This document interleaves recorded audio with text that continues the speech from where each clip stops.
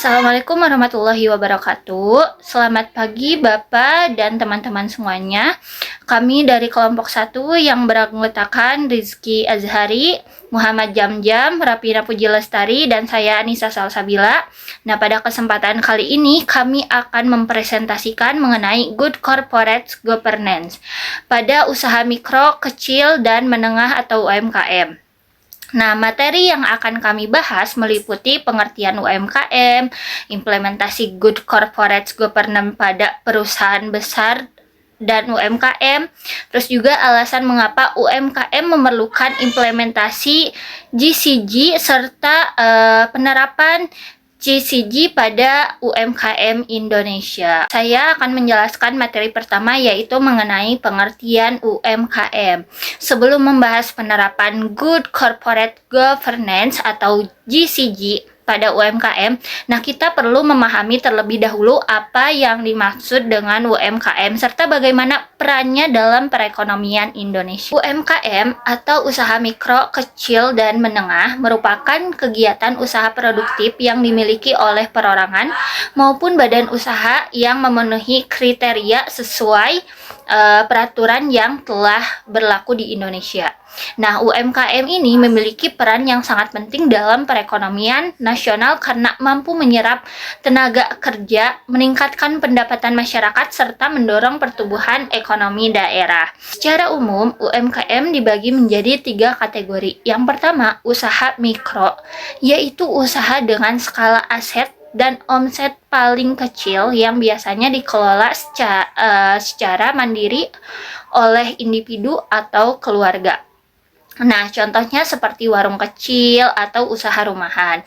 Yang kedua, usaha kecil, yaitu usaha yang memiliki skala lebih besar dibandingkan usaha mikro dan sudah memiliki sistem pengelolaan yang lebih terstruktur. Yang ketiga, yaitu usaha menengah, yaitu usaha yang memiliki kapasitas produksi, sumber daya manusia, dan manajemen yang lebih baik serta memiliki potensi untuk berkembang menjadi perusahaan yang lebih besar. Dari penjelasan tersebut dapat kita simpulkan bahwa UMKM memiliki peran yang sangat penting dalam mendukung perekonomian Indonesia dan menjadi salah satu sektor yang perlu menerapkan tata kelola usaha yang baik agar dapat berkembang secara berkelanjutan. Nah, untuk selanjutnya penjelasan mengenai implementasi Good Corporate Governance pada perusahaan besar dan UMKM akan dijelaskan oleh teman saya. Di sini saya akan menjelaskan implementasi Good Corporate Governance atau GCG pada perusahaan besar dan UMKM.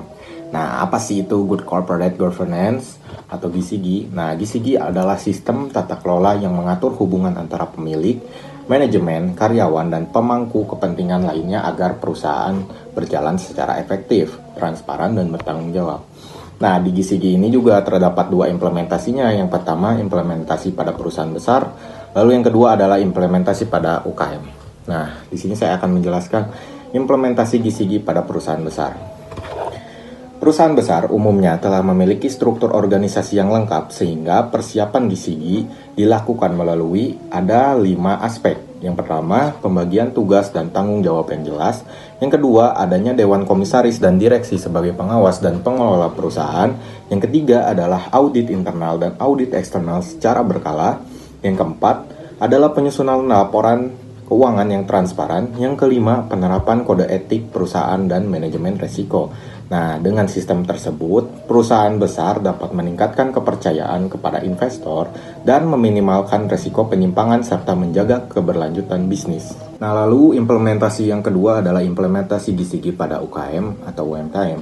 Nah, meskipun UKM ini tersebut usaha skala yang lebih kecil, tapi UKM juga bisa menerapkan prinsip-prinsip GCG yang sederhana gitu. Seperti ada 6 aspek untuk implementasi GCG pada UKM. Yang pertama adalah mencatat seluruh transaksi keuangan secara rapi dan transparan. Nah, yang kedua adalah memisahkan keuangan pribadi dengan keuangan usaha. Lalu yang ketiga adalah menjalankan usaha seperti sesuai peraturan yang berlaku. Lalu yang keempat adalah menjaga kejujuran dalam pelayanan kepada pelanggan dan mitra bisnis. Yang kelima adalah melakukan evaluasi secara berkala. Lalu yang keenam adalah melibatkan karyawan dalam komunikasi atau pengambilan keputusan apapun yang relevan supaya keputusan tidak ada yang salah. Nah, penerapan tersebut dapat meningkatkan profesionalisme dan daya saing UKM di pasar usaha. Baik, saya akan melanjutkan penjelasan materi sebelumnya.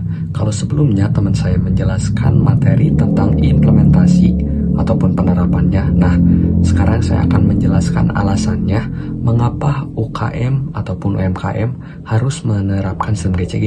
Yang tentu kita ketahui sistem GCG ini memiliki 5 faktor utama. Yang pertama ada transparansi, ada juga pertanggungjawaban, ada juga akuntabel ataupun kejelasannya, dan juga fairness ataupun arahnya mau kemana gitu. Nah, kenapa UKM ataupun perusahaan kecil pun harus menerapkan sistem GCG? Yang pertama tentunya untuk meningkatkan kepercayaan stakeholder. Kita juga mengetahui bahwasannya stakeholder itu dibagi menjadi 2 tipe. Yang pertama internal, kalau kita pemilik perusahaan, kita termasuk stakeholder internal ataupun karyawan kita, dan vendor-vendor yang bersangkutan gitu dengan jalannya operasional perusahaan kita gitu. Nah, yang kedua ada pun stakeholder eksternal gitu. Kalau kita menerapkan sistem GCG, kita memiliki disebutnya profesionalisme tinggi dalam perusahaan gitu. Jadi secara tidak langsung kita juga meningkatkan kepercayaan dari stakeholder eksternal ataupun pelanggan gitu tentunya. Nah, yang kedua yaitu mempermudah akses pendanaan. Kalau kita menerapkan sistem GCG, tentunya yang pertama prinsip GCG adalah transparansi. Tentunya kalau perusahaan ingin masuk ke sistem open saham ataupun yang menjual sahamnya, tentunya hal yang pertama mereka lakukan itu mereka harus transparansi dalam laporan keuangan. Karena kalau contohnya ada investor yang mau masuk, gimana kalau dia tidak yakin gitu dengan performa perusahaan kita, dikarenakan kita tidak memiliki transparansi yang jelas gitu. Nah, enaknya kalau GCG ini kita memiliki sistem transparansi tentunya. Jadi orang yang mau melakukan pendanaan pun mereka juga yakin gitu bahwasannya performa yang akan mereka tanami uang itu sangat meyakinkan gitu. Nah, yang ketiga adanya mengurangi risiko penyimpangan. Tentunya semua aspek entah dalam bisnis ataupun dalam sistem lainnya, jikalau ada suatu landasan atau suatu prinsip yaitu transparansi, tentunya ini memiliki resiko menekan resiko penyimpangan gitu, entah itu tindakan korupsi dan lain-lain gitu. Baik, kita lanjut ke alasan yang keempat, yaitu meningkatkan efisiensi operasional. Tentunya perusahaan yang menerapkan sistem GCG, mereka memiliki pengelolaan yang tentunya lebih terstruktur daripada perusahaan yang tidak menggunakan sistem GCG gitu. Entah itu dalam mengatur sumber daya yang mereka miliki, tentunya untuk mengalokasikan keuangan yang mereka miliki juga gitu, karena sistem GCG ini sangat dibilangnya transparan gitu, semuanya terbuka, aliran uangnya dapat berapa dan keluar berapa dan dari mana dan mau kemana gitu. Nah, untuk alasan yang terakhir yaitu meningkatkan daya saing. Tentunya UKM yang menerapkan sistem GCG dapat diunggulkan dengan lebih mudah membangun reputasi terhadap pihak yang lainnya gitu, entah pihak terhadap UKM lainnya ataupun bahkan ke pihak nasional sekalipun gitu, maupun internasional gitu. Selanjutnya di sini saya akan menjelaskan mengenai GCG pada UKM di Indonesia.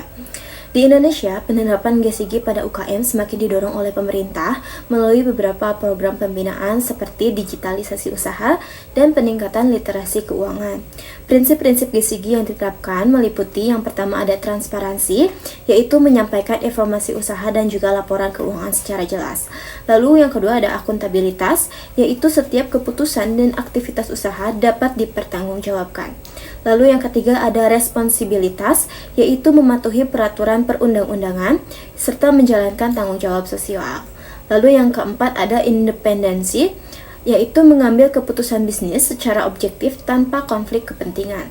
Lalu yang kelima ada kewajaran atau fairness, yaitu memberikan perlakuan yang adil kepada seluruh pihak yang berkepentingan.